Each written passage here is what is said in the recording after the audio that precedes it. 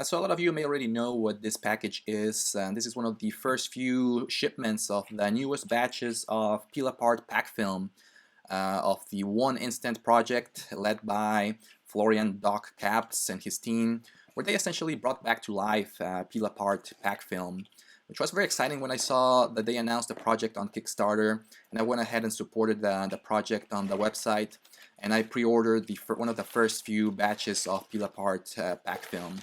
And in this video I'm going to do a quick unboxing. I'll show you what comes in the box. I'll test it out. I'll show you how to load the pack film into your camera, and I'll do a quick comparison as well with the old Fujifilm film. And as you can see, it came packed with some of the discards from the project, which is kind of cool to see that they reuse some of the trash, if you could call it, from the project itself. And it came in with a nice card, handwritten note saying thanks for the support, which is really nice as well to have a little bit of a piece of history from the One Instant project. Here it is, one of the first few versions of One Instant 6-pack, and this is the Kickstarter edition, of course, since I pre-ordered it through the Kickstarter project. In the side you get some information about, or some technical information about the ISO, the date of manufacturing, which was October 2019, and it also has some information that it is for classic pack film cameras. It comes in a nice packaging. It looks like it's a very green or an environmental friendly company because there's no plastic in this packaging at all. This is all cardboard or paper packaging. Alright, so let's go ahead and open one of the boxes of the 6-pack. And as you can see, it comes in two equal boxes of, and each of them has a 3-pack inside. And yeah, this is how the box looks like. As you can see, a very simple design, and you can tell this is a very environmental friendly company because everything is cardboard. And also one of the things that I read about the product is that everything was made by hand, which is really interesting. In the back of or in the bottom of the box, you'll see the storage information, instructions on loading and shooting, and also how to process your peel apart pictures. And also has some information about the website and tech support in case you need to contact someone. And in the bottom you'll find the SuperSense logo, which is one of the companies that was supporting the whole project by Florian Doc Caps. So let's go ahead and open one of these boxes, and inside you'll find a completely black package, which reminds me a little bit of a coffee pack for some reason. It's packed really well, and let's go ahead and open this this pack. And one of the things that the website mentioned was that you want to open this bag at minimal light. So preferably you want to be indoors or in a place that is kind of shaded from the sunlight, because the packs themselves are very sensitive to light. As you can see, everything is packed in black packaging to avoid some light entering the cartridges themselves. And here they are, the 3 cartridges from the One Instant film. And if you follow the instructions in the website, you'll find out that each of these cartridges can take only one photo or one exposure of One Instant peel apart film, which is very different to the back in the days when each cartridge could take 10 exposures. And everything is made off cardboard. You can tell that everything is made by hand as well. So here they are, my first 3 cartridges of One Instant peel apart pack film. The first time that any company has developed and manufactured analog pack film since Fujifilm stopped production of the FP-100c. So next in the video I'm going to show you how to load one of these ones, one of the cartridges into your camera, into your pack film camera, and I'll do a test of the film as well. So to test the One Instant pack film, I'm going to go ahead and use my handy and always reliable Polaroid Color Pack 2. And of course you don't have to use this camera, you can use several other cameras that are also made for pack film. As long as it's a pack film camera, it should work. And I know that this one works very well because I've used it in the past. In fact, I've used it recently, and I just realized that I have one exposure left of FP-100c Packfilm. I don't know if you can see the number 10 then, but this is my 10th exposure that I have left in my camera. And I know this camera works. I know the Packfilm inside that I've used for this in this cartridge works very well as well. It comes from this box. It's the Fujifilm FP-100c. It's one of the last few batches of 100C film. As you can see, the pack expired in August of 2018, but that should be fine because I stored the pack in very good conditions. So this one should work just fine for the test. So what I'll do is I'm going to go ahead and take a picture with this film and this camera. And after that, I'm going to show you how to load the one instant film into your camera. I'll take a picture again with a similar situation or similar environment, and I'll compare both of the photos taken with the FP-100c from Fujifilm against the one instant peel apart pack film. Alright, so I just came back from taking a picture using the FP-100c film from Fujifilm, and I'm gonna go ahead and take the picture out of the camera, and I'll take first the tab out, and now I'll take out the peel apart film. And people have different ways of doing it. What I do is I grab it from the strap right here, and I try to pull evenly from the tab like this to get the picture out, and there you go. And I'm gonna go ahead and leave the picture developing for a couple of minutes, and then I'll peel it apart.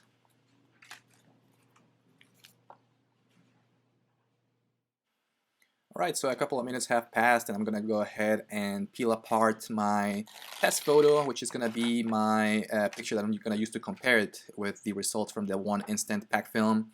And there you go, this is how it looks. This is a picture from one of the outdoor chimneys outside of Morgan Falls Park, which is one of my favorite spots to take pictures at. And there you go, there's the negative as well, and very classic looking pack film photo.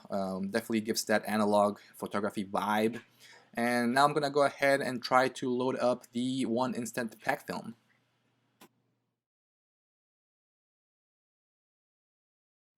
So the instructions in the website mention a couple of things that you have to take care of before you actually load your one instant pack film into your camera. And one of those is to clean up the rollers and just to clean up a few things inside your camera to make sure that everything works correctly. So I'll show you how to do that with my ColorPack 2 Polaroid camera, which is a little bit different, but it's the same concept. So first of all, you open your camera and you get rid of your any old cartridges that you may have in your camera. In this case, this is my Fujifilm FP-100c cartridge.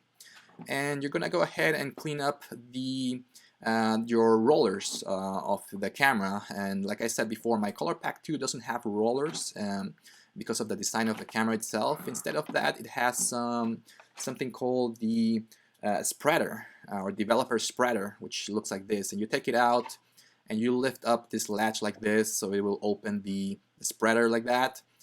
And you can use a wet paper towel or a wet wipe to clean the rollers here or the spreader. And in the case that your camera uses rollers, just clean up the rollers and some of the mechanisms inside of the camera to make sure that everything is clean from the chemicals used during the ejecting of the pack film. And after that, you grab your spreader and you place it back into your camera, and you should be ready to load up your one instant pack film. Alright, so full disclosure here, the first time that I tried to load my first cartridge of one instant pack film, I essentially did it the wrong way, and I ended up completely wasting one good pack of pack film, which was very painful because they can be very expensive. But anyways, I went back to the website, I went through some YouTube videos, and now I think I know how to do it the right way. And the key thing here is that you have two tabs at the top of your cartridge. The long one is your processing tab, and the shorter one is your dark slide tab. What you want to make sure is that your processing tab goes through the rollers before you close your camera, while leaving the develop or the dark slide tab fall on its place. Alright, so let's go ahead and load up my one instant cartridge into my ColorPack 2 according to the instructions that I mentioned before. And one thing to realize here is that the pack film now is made all by hand. So you gotta realize that the dimensions are not completely as precise as if it was made by a machine. So the fit is going to be a little bit different according to your camera and according to the way that the pack film was made. But anyways, you fit it into the opening of your camera like this. Everything should fit just fine. Make sure that it's a snug fit. And again, the key thing here is that you have your two tabs in the top of your cartridge, and you have to manage to pass the longer one, your processing tab, through your rollers before you close the door of your camera. Or in my case, it would be the developer spreader. You have to pass the processing tab through the spreader before you close the camera.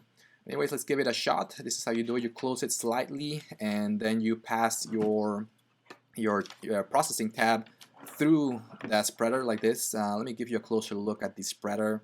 You want to make sure that it passes through the white bar, the bottom of the white bar over there. And you want to make sure that you do that before you close the door of your camera. And make sure that you leave also the dark slide tab just fall in its place like that. Just don't pass that one through the developer or the developer spreader or your rollers. So you do it like this, make sure that it goes through, and it should be an easy roll through. It should just come out really easily through the door of the opening of your camera. And then you continue closing your camera door a little bit until you'll start seeing some notches or some cuts in the processing tab themselves. It will have two. You want to make sure that you don't go past two of those notches. So you close your camera fully, make sure that you leave that dark slide tab fall in its place like that, and go ahead and lock your camera like this. And there you go, you have your set, you have your developer or your processing tab here, and you also have your dark slide tab in its place as well.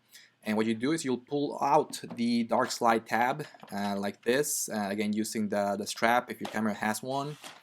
Just pull it out, and that's it. Yeah, you should be ready to go ahead and use your instant pack film. Again, you can see the two notches out here in the processing tab. Just make sure that you don't go past those two of them or much more than those two of them. And I'm gonna go ahead and take the similar pictures I did before with the Fujifilm film with the same kind of settings. Maybe I'm gonna have to adjust it a little bit, but I'll see how it looks when I go outside.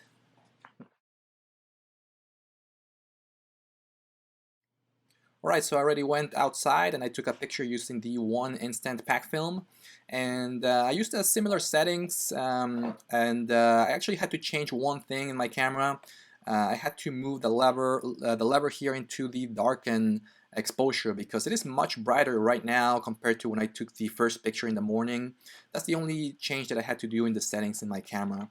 But let's go ahead and pull out the peel apart film from the camera using the one instant, and like I said before, you just pull through your processing tab, and there you go. You have your first shot of one instant pack film, and I'm gonna let it sit here for a couple of minutes. The instructions say that you have to leave it, make sure that it develops for a few minutes before you actually peel it apart. Alright, so here's the fun part. Here's where you get to peel apart your pack film. And I'm going to go ahead and peel it apart from the corner right here and take it out of the pack film. And there it is, my very first exposure using the one instant pack film. Yeah, it looks great. Great to have pack film back. And what you gotta do is it comes with some chemicals here, of course, from the developing. So make sure that you clean it up a little bit and get rid of all the material from the sides and from the framing of the image. And it's gonna have a little bit of those chemicals in there, but make sure that everything is out and clean. But yeah, overall, my first impressions of shooting the new one instant pack film is very good. I'm glad that it works. It works really well. Glad to see pack film back. And of course, they're gonna be this picture is gonna look very different compared to the first one that I showed you using the Fujifilm film. The main difference here is that the one instant pack film is made all by hand. It's not made by machines, and of course, it's gonna be a little bit more imperfect compared to the machine-made pack film. But that is fine. I'm absolutely fine with that. I think that's the whole point of instant photography, that the fact that it's imperfect. Especially here in the corners or on the sides, especially in the left side, you may see some, it looks like some of the light may have gone through the edges of the cartridge itself, exposing it a little bit. But overall, it's a great vibe in the overall picture, and it looks great, I think. And here it is, like I said, my first photo using the 1-instant Packfilm. So yeah, here's the picture, and here's also the negative, or what remains from the Packfilm. And by the way, you cannot use it with bleach to get the negative of the picture like you did with the old Fujifilm Packfilm. You cannot do that with 1-instant according to the website. But yeah, here's the photo. Like I mentioned before, you can definitely see how the light may have filtered through the side of the cartridge, exposing a little bit or partially the left side of the image as well as the right side. So they were right to saying that you may have to load up this in a very dark conditions to make sure that the light doesn't filter through. But overall, it's a cool looking photo. It definitely has that analog Packfilm vibe. It's a little bit, it looks a little bit brighter compared to the original photo that I got from Fujifilm, but I'll compare that later in the video.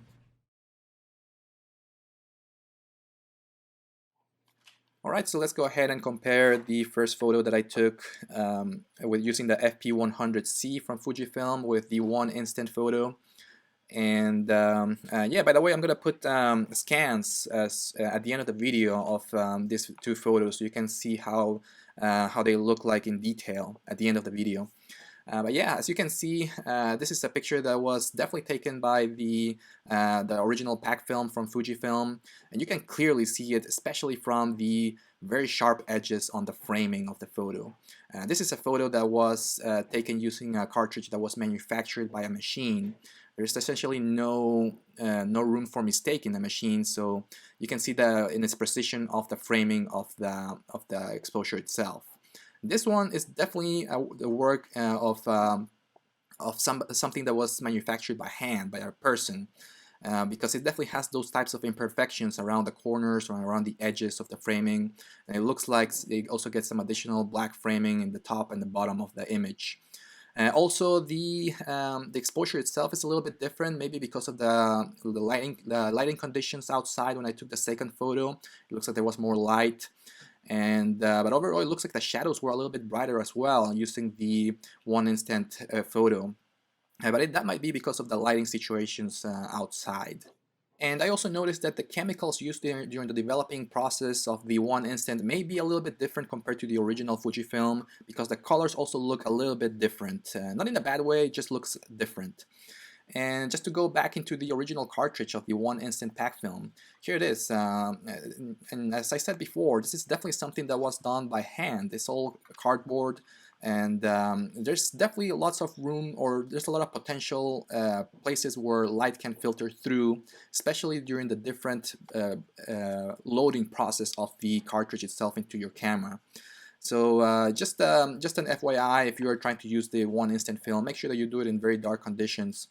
Otherwise, some of the light may filter through into your exposure. My final thoughts on the new 1-instant Packfilm is a very positive view. I love the fact that Packfilm is back. I love the fact that they made it under great environmental friendly conditions, that they made it all manually, all by hand. A great project, great to see it back. It's not necessarily better than the old Packfilm or worse. It's just different, a different vibe and a different view. But anyways, it's great to have Packfilm back, and hope you try it out as well.